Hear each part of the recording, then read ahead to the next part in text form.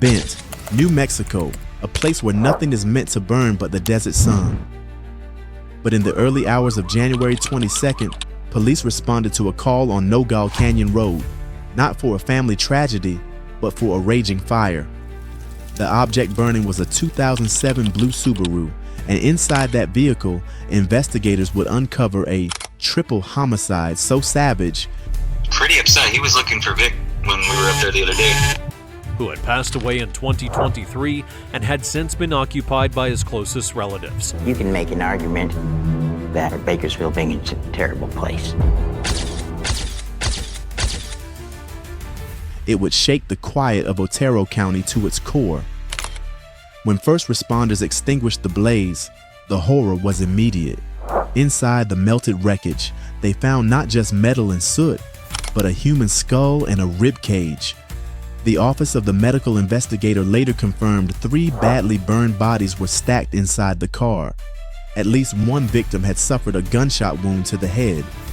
The vehicle was registered to 68-year-old Victor Perea, who lived just a short distance up the road with Mary Mauser and Killian Mayes. They were all missing.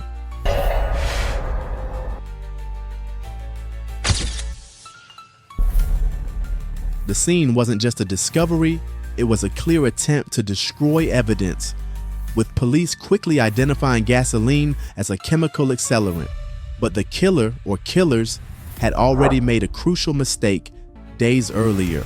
2 days before the car fire on January 20th, a neighbor, Mike Blett, had called the sheriff's office requesting a welfare check on the Perea residence.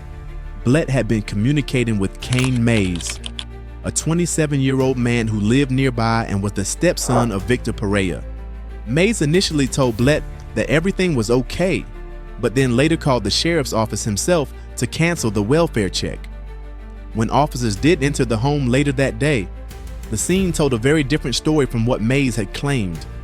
The car was gone, and though no people were inside, there was missing carpet in the master bedroom, a bullet hole in the kitchen wall, and evidence of a massive, frantic cleanup. They found .22 caliber casings and live ammunition.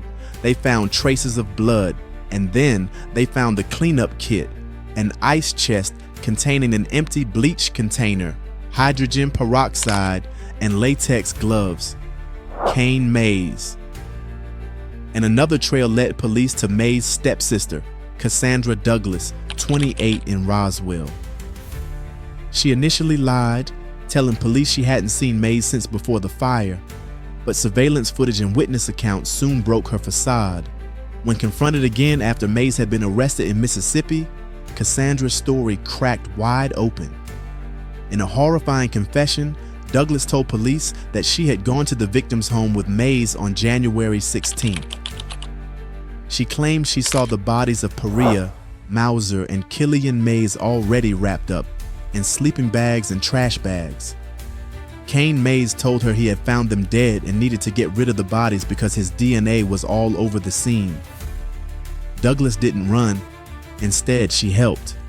She helped Mayes clean up the blood. She helped him load the bodies into Victor Perea's blue Subaru. And then, the ultimate act of desperation.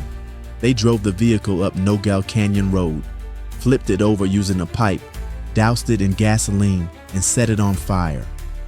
The bloody clothing and cleaning supplies were later found hidden in a septic tank on the property. Kane Mayes and Cassandra Douglas, step-siblings, bound not by family loyalty, but by the shared guilt of a triple murder and a failed attempt at erasure. Both Kane Mayes and Cassandra Douglas were charged with 3 counts of first-degree murder. Mayes faces additional counts for conspiracy, arson, car theft, and tampering with evidence. The family members Victor Perea, Mary Mauser, and Killian Mayes were killed over motives that appear rooted in theft and financial gain.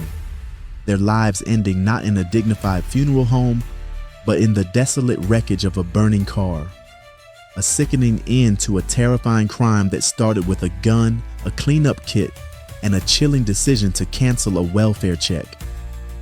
What are your thoughts on this devastating series of events? Subscribe now.